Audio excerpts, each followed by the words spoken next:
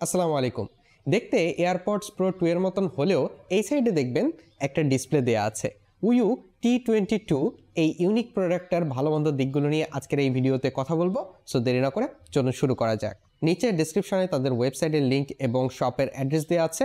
আপনি চাইলে তাদের শপ বা ওয়েবসাইট ভিজিট করতে পারেন। প্রথমত এটার বিল্ড কোয়ালিটি নিয়ে কথা বলি। বিল্ড কোয়ালিটি মোটামুটি ভালো, হিঞ্জ কোয়ালিটিটাও অনেক ভালো। নিচের দিকে খেয়াল করলে দেখবেন যে ইউএসবি টাইপ সি দেওয়া আছে একটা এবং স্পিকার গ্রিল দেওয়া আছে। এই স্পিকার গ্রিলগুলো দিয়ে আসলে কোনো রকম সাউন্ড হয় না আমার জানা মতে। আর পেছন দিকে দেখবেন যে একটা পেয়ারিং বাটন। প্রথমবার যখন পেয়ার করতে যাবেন এটা আপনার ফোনের সাথে, তখন এই বাটনে প্রেস করে ধরে রেখে পেয়ারিং প্রসেসটা কমপ্লিট করতে হবে। তো ওভারঅল এটাই অ্যাপল এয়ারপডস 2 এর মতোই দেখতে, শুধু সামনের দিকে একটা স্ক্রিন আছে। আর এয়ারবাডস যেগুলো আছে সেগুলো অনেক লাইট ওয়েট এবং কমফোর্টেবল। এটা অনেকক্ষণ কানে পরে থাকলে আপনার কোনো প্রবলেম হবে না। ওভারঅল 2000 টাকার মধ্যে যে বিল্ড কোয়ালিটি মোটামুটি বলা যায় ভালোই বিল্ড কোয়ালিটি। উইউর যে প্রোডাক্টগুলো আছে সেগুলো সম্পর্কে আপনারা জানেন যে অ্যাপলের সাধারণত কপি প্রোডাক্টগুলো তারা বের করে। তো ওভারঅল বিল্ড কোয়ালিটি মোটামুটি ঠিক থাকে। আর আপনি যদি এয়ারপডস প্রো এর অন্য যে ভার্সনগুলো আছে, অনেক কপি ভার্সন আছে, দুবাইয়ের কপি আছে, তারপরে আরও কি যেন কপি আছে, আমি এর আগে রিভিউ করেছি, ওগুলো দেখতে পারেন। তো ওই ভার্সনগুলো যেমন বিল্ড কোয়ালিটি, এটার বিল্ড কোয়ালিটি ঠিক তেমনই, একদম খারাপও না আবার খুব যে প্রিমিয়াম লেভেলের সেটাও না। ওইগুলো প্রোডাক্টের থেকে এই প্রোডাক্টের পার্থক্য একটাই, যে সামনে একটা ডিসপ্লে আছে। তো এই ইয়ার টিপস যেগুলো আছে এগুলোতে কিন্তু বিভিন্ন ধরনের ফাংশনালিটি আপনি পেয়ে যাবেন। এইখানে আপনি কল রিসিভ করতে পারবেন এই অংশটাতে প্রেস করে। মানে এয়ারপডসের অন্যান্য যে কপি ভার্সনগুলো আছে সেগুলোতেও কিন্তু একই কাজ করা যায় আসলে এয়ারপডসের মতন। বিভিন্ন ট্রান্সপারেন্সি মোড আছে, অ্যাঙ্ক যে মোড আছে সেগুলো কম বেশি করা যায়, এবং এইটাতে সোয়াইপ করে আপনি ভলিউম কিন্তু কম বেশি করতে পারবেন। এটা একটা ভালো ফিচার। এবং এয়ারপডসগুলো যখন আপনি কান থেকে খুলবেন, যে কোনো একটা যদি আপনি কান থেকে খুলে ফেলেন বা দুইটাই কান থেকে খুলে ফেলেন, তাহলে আপনার যে ভিডিও প্লে হচ্ছে অথবা মিউজিক প্লে হচ্ছে সেটা কিন্তু পজ হয়ে যাবে। কানে যখন আবার পড়বেন তখন কিন্তু আবার প্লে হবে। এটা কিন্তু একটা ভালো ফিচার। এরপরে ব্লুটুথ কানেক্টিভিটি নিয়ে কথা বলি। ব্লুটুথ 5.4 এর মাধ্যমে আপনার ডিভাইসের সাথে এইটা কানেক্ট হবে। এইটার ব্যাটারি ব্যাকআপ এবং চার্জিং নিয়ে কথা বলি। এটা চার্জ দিতে আপনার মোটামুটি 1 ঘন্টার মতন সময় লাগবে। ব্যাটারি ব্যাকআপ আপনি যে ইয়ারবাডসগুলো আছে সেগুলো থেকে 3 থেকে 4 ঘন্টার মতন ব্যাকআপ পাবেন। অবশ্যই আপনি যদি ANC অন করে রাখেন, অ্যাক্টিভ নয়েজ ক্যান্সেলিং, তাহলে আপনার ব্যাটারি ব্যাকআপ একটু কম থাকবে এবং কোন ধরনের অডিও প্লে করছেন, কত ভলিউমে প্লে করছেন, এইগুলো অবশ্যই কম বেশি হবে আপনার ব্যাটারির ব্যাকআপ। এক একজনের আসলে এক এক রকম হয়। আর এই যে কেস আছে, এই কেস থেকে আপনি 4 বারের মতন চার্জ দিতে পারবেন। সুতরাং আপনি ধরে নিতে পারেন যে 12 ঘন্টার মতন ব্যাটারি ব্যাকআপ এখানে পাবেন। কম বেশি হতে পারে আপনার ক্ষেত্রে। এখন এই ডিসপ্লের মাধ্যমে আপনি কি চেঞ্জ করতে পারেন, কি ফাংশনালিটি এটাতে অ্যাড হয়েছে, সেই জিনিসগুলো নিয়ে কথা বলি। এয়ারপডসটা প্রথমে প্যাকেট থেকে বের করার পরে হয়তো ল্যাঙ্গুয়েজ আপনার আলাদা থাকবে, সেটা আমি দেখিয়ে দেবো যে কিভাবে আসলে ল্যাঙ্গুয়েজ চেঞ্জ করবেন। তো এইখানে যদি ডিসপ্লেতে ডাবল ট্যাপ করেন তাহলে দেখবেন যে ডিসপ্লেটা ওপেন হয়েছে। এইভাবে সোয়াইপ করলে আপনি আনলক করতে পারবেন। এবং এখানে বিভিন্ন ধরনের অপশন আছে, যেরকম ইন ইয়ার টেস্টিং, তারপরে টাচ টু ওয়েক, মানে এখানে টাচ করলে ওয়েক হবে এইটা, তারপরে বিপ এই অপশনটা আছে। তারপরে এইভাবে যদি সোয়াইপ করতে থাকেন তাহলে বিভিন্ন ধরনের অপশন পাবেন। আপনি যে সংটা প্লে করছেন সেইটাতে যদি লাইক দিতে চান তাহলে এইটাতে প্রেস করতে পারেন। মানে স্পটিফাই যখন প্লে করছেন তখন আপনি যদি লাইকড যে প্লেলিস্ট আছে সেটাতে অ্যাড করতে চান, এটাতে দিয়ে আপনি সেটা করতে পারেন। তারপরে এখানে টাইম সেট করে নিতে পারেন। এটা 24 আওয়ার্সের টাইম আমি পেয়েছি। এটাকে 12 আওয়ারে কীভাবে করতে হয় আমি ঠিক জানি না, এইভাবে সেট করতে হয় এখানে যে। তারপরে ফাইন্ড মাই ইয়ারফোন, এইটা আপনি লেফট এবং রাইট পেয়ার এখানে যদি প্রেস করেন তাহলে আপনার এয়ারবাডস যেগুলো আছে সেগুলো যদি বাইরে থাকে একটা সাউন্ড হতে থাকে এই এয়ারপডসগুলোতে, মানে আশেপাশে যদি থাকে তাহলে আপনি খুঁজে পাবেন। সাউন্ডটা যে খুব লাউড এমন কিন্তু না। তারপরে এইখানে ওয়ালপেপার আছে বিভিন্ন ধরনের, সেই ওয়ালপেপারগুলো আপনি চাইলে চেঞ্জ করতে পারেন এইখানে। তারপরে চেঞ্জ করার পরে জাস্ট এভাবে সোয়াইপ করতে হবে। এখানে দেখুন ল্যাঙ্গুয়েজ মেনু আছে, এইটা অন্য ল্যাঙ্গুয়েজে থাকবে। তো আপনারা এখানে একটু ভালোভাবে দেখে নিতে পারেন যে কীভাবে ল্যাঙ্গুয়েজ চেঞ্জ করবেন। এইখানে দেখুন যে কয় নাম্বার মেনুতে আমি আছি, আপনারা ওইভাবে খুঁজে নিতে পারেন। এই ডিসপ্লের ব্রাইটনেস এখানে আপনি এভাবে কম বেশি করতে পারবেন। তারপরে এখানে টাইমারের একটা অপশন আছে, এটা খুব ভালো একটা অপশন। মনে করুন আমি 1 মিনিট দিলাম অথবা 10 মিনিট দিলাম, যেটাই দিই সেট করে যদি দিই তাহলে ওই সময় পরে আপনার সংটা পজ হয়ে যাবে। তো এভাবে আপনি টাইমার দিতে পারেন। এখানে ইকুয়ালাইজার আছে, ইকুয়ালাইজার এখানে অন অফ করতে পারেন এবং বিভিন্ন ধরনের ইকুয়ালাইজার আছে এখানে।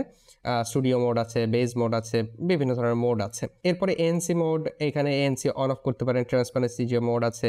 তারপরে আপনার ভলিউম কম বেশি করার জন্য ফোন হাতে নিতে হবে না, এইখান থেকে আপনি ভলিউম কম বেশি করতে পারবেন এবং মিউজিক প্লে পজ করতে পারবেন, নেক্সট ট্র্যাকে যেতে পারবেন, প্রিভিয়াস ট্র্যাকে যেতে পারবেন। এই অপশনগুলো এখানে পাবেন এবং উপর দিকে দেখুন যে টাইমটা দেখাচ্ছে আপনার এই কেসটাতে কত পার্সেন্ট ব্যাটারি আছে সেইটা দেখা যাচ্ছে 92% এবং 100 দেখাচ্ছে, মানে কোন ইয়ারবাডসে কত পার্সেন্ট চার্জ আছে সেটা দেখাচ্ছে। আপনি প্রথমত যখন এটা ওপেন করবেন, ওপেন করার পরে এই বাটনটা প্রেস করে ধরে রাখতে হবে, তাহলে ব্লুটুথ পেয়ারিং মোডে চলে যাবে এবং আপনি আপনার আইফোন হোক বা অ্যান্ড্রয়েড হোক সেটার সাথে এই ডিভাইসটা কানেক্ট করতে পারবেন। তো এই ডিসপ্লেটার আরেকটা ফাংশনালিটি আছে যে আপনার ফোনে যখন কোনো কল আসবে আপনি এইটার মাধ্যমে কলটা রিসিভ করতে পারবেন এবং চাইলে কলটা কেটেও দিতে পারবেন। আরেকটি দারুণ ফিচার হচ্ছে এখানে একটা ক্যামেরা আইকন দেখতে পাচ্ছেন। যদি আপনার ফোনে ক্যামেরা ওপেন থাকে, আপনি এই আইকনে যখন প্রেস করবেন তখন আপনি ছবি তুলতে পারবেন, ঠিক আছে? মানে এটাকে রিমোট শাটার বাটন হিসেবে ইউজ করতে পারবেন। হয়তো সবাই মিলে ছবি তুলছেন, গ্রুপ ফটো, সেই ক্ষেত্রে এইটা হয়তো জাস্ট হাতে রাখলেন, পেছন দিকে রাখলেন, প্রেস করলেন, ছবি উঠে যাবে। তো এটাও কিন্তু একটা ভালো ফিচার। তো যারা বেস পছন্দ করেন তাদের এইটা খুব পছন্দ হবে, কারণ এইটার বেস অনেক ভালো আর সাউন্ড কোয়ালিটি মোটামুটি ভালো মানের, খারাপ বলবো না, ভালোই আছে, ক্লিয়ারিটি ভালো আছে। ওভারঅল যারা এই প্রাইজের মধ্যে ব্লুটুথ TWS খুঁজছেন তাদের পছন্দ হবে আসলে। মোটামুটি এটা জেনারেল পিপলদের যে ধরনের সাউন্ড সিগনেচার পছন্দ, একটু বেস বেশি, তারপরে মোটামুটি ক্লিয়ারিটি আছে, একদম হাই এন্ড কোনো TWS এর সাথে এটা আমি অবশ্যই কম্পেয়ার করব না। তো ওভারঅল সাউন্ড কোয়ালিটি নিয়ে আপনি স্যাটিসফাইড থাকবেন, এইটা বলা যায়। এখন এটার মাইক্রোফোন কোয়ালিটি কেমন সেটা নিয়ে একটু কথা বলি। এখন যে সাউন্ডটা শুনতে পাচ্ছেন এইটার মাইক্রোফোন দিয়ে শুনতে পাচ্ছেন, আপনারাই জাজ করে নিন যে আসলে সাউন্ড কোয়ালিটি কেমন। এখানে মোটামুটি কোয়াইট, আশেপাশে তেমন কোনো নয়েজ নেই। এখন মোটামুটি কোয়াইট, এই সাইডে একটা এক্সস্ট ফ্যান চলছে বাইরের দিকে, সেটার কিছুটা নয়েজ আছে। তো ওভারঅল বাসার মধ্যে কোয়াইট প্লেসে যদি আপনি কথা বলেন তাহলে এই ধরনের সাউন্ড এক্সপেক্ট করতে পারেন। বাইরে যদি নয়েজি এনভায়রনমেন্টে থাকেন তাহলে সাউন্ড কোয়ালিটি কিছুটা ডিগ্রেড করবে, খুব একটা এত ভালো হবে না। তো বুঝতে পারছেন যে কি ধরনের সাউন্ড কোয়ালিটি আপনি এক্সপেক্ট করতে পারেন এই TWS থেকে।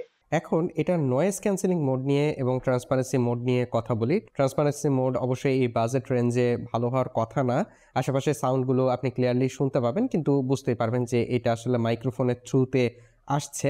আর নয়েজ ক্যান্সেলিং মোড আশেপাশের যে কনস্ট্যান্ট নয়েজগুলো আছে, যেরকম এক্সস্ট ফ্যান হতে পারে অথবা এসির সাউন্ড হতে পারে, এই সাউন্ডগুলো খুব ভালোভাবেই এলিমিনেট করতে পারে। কিন্তু কারো কথার সাউন্ড বা এই টাইপের মাঝে মধ্যে হঠাৎ যে সাউন্ডগুলো চলে আসে সেই সাউন্ডগুলো খুব ভালো একটা এলিমিনেট করতে পারে না।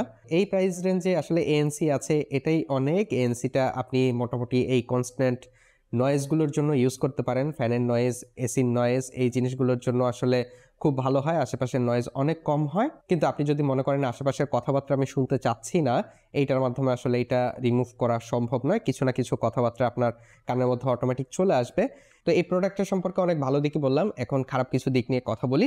প্রথমত আমার কাছে খারাপ লেগেছে যে প্যাকেটের মধ্যে কোনো এক্সট্রা এয়ার টিপস দেওয়া নেই, শুধু একটাই সাইজ দেওয়া আছে। এক একজনের কানের সাইজ আসলে এক এক রকম, সুতরাং শুধু মিডিয়াম দিয়ে চলবে না, অনেকের স্মল লাগতে পারে, অনেকের যে বড় সাইজটা আছে সেইটা টিপসটা লাগতে পারে।